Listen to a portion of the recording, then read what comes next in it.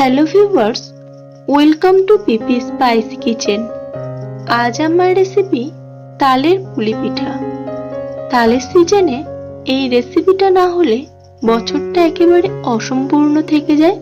তালের পুলি পিঠা বানানো একেবারেই সহজ, তো দেখে নাও রেসিপিটা, আশা করছি ভালো লাগবে। পিঠার পুরের জন্য এখানে আমি একটা নারকেল কুড়িয়ে নিয়েছি। এটাকে শুকনো কড়াইতে দিয়ে ভালো করে একটু ভেজে নেব।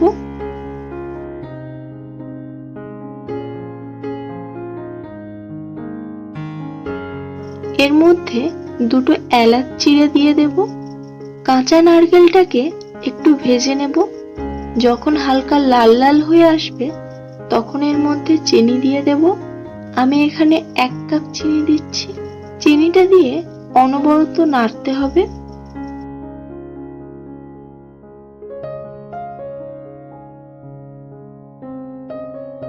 চিনিটা যখন নারকেলের সঙ্গে পুরোপুরি মিশে যাবে এবং এরকম একটা কালার আসবে, তখন এটাকে নামিয়ে নেব।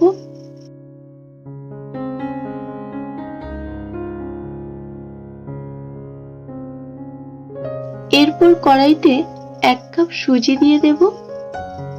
সুজিটাকে একটু ভেজে নেব হালকা করে।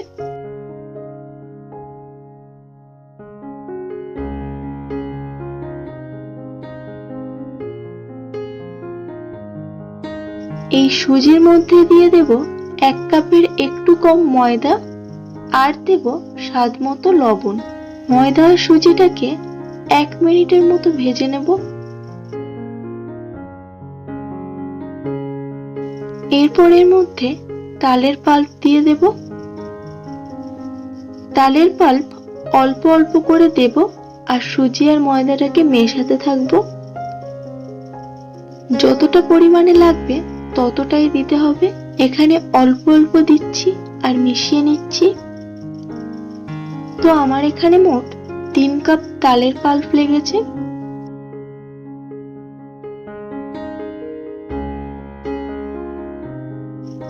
এরকম একটা ডো বানিয়ে নিয়েছি। এবার এটাকে তুলে ঠান্ডা করে নেব।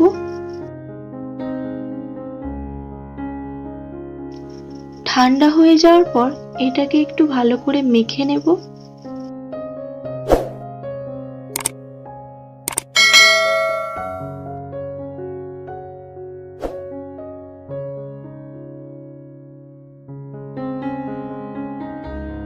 সাইডে একটু ময়দা নিয়ে নেব। এরপর এই ডোটা থেকে ছোট করে লেচি করে নেব।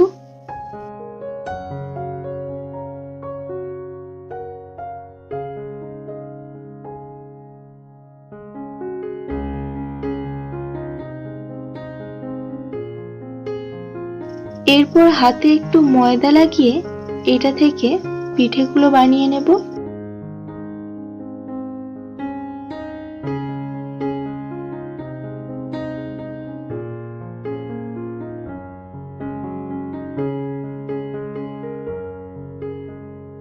এরকম ভাবে এটাকে গোল করে নিতে হবে আঙুলের সাহায্যে। এরপর এর মধ্যে নারকেল পুরটাকে দিয়ে দেব।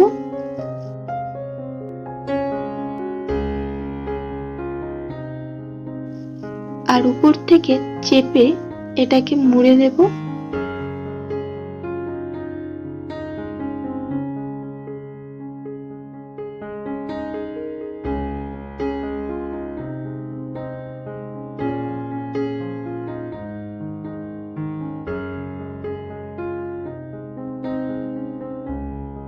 তারপর এটাকে একটু ডিজাইন করে দেব।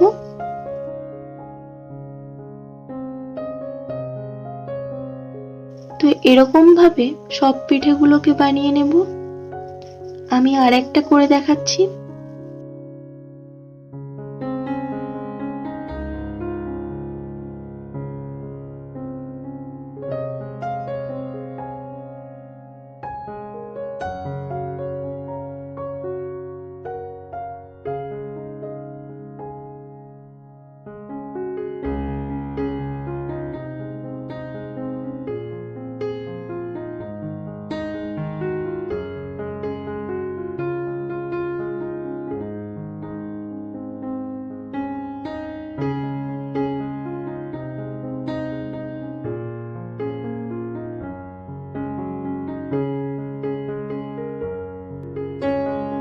এরপর পিঠেগুলোকে ভাপানোর জন্য এরকম একটা ছিদ্রযুক্ত পাত্রে নিয়ে নিচ্ছি।